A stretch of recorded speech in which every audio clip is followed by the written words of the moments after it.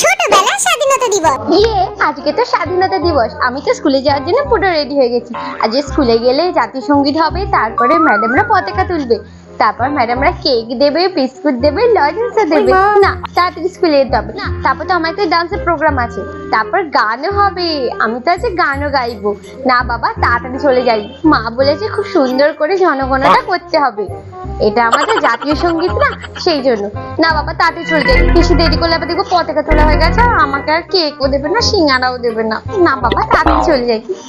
বড়বেলা। উফ, আজ 15ই আগস্ট, আজ অফিসে ছুটি, সব কাজে ছুটি একদম। উফ, আজ দিনটা একটু ভালো করে রেস্ট নিতে পারবো বাবা। ফেসবুকে বরঞ্চ পোস্ট করে দিই হ্যাপি ইন্ডিপেন্ডেন্স ডে, আর হোয়াটসঅ্যাপে স্ট্যাটাসও দিয়ে দিই, আর এই মেসেজটা সবাইকে ফরওয়ার্ড করে দিই।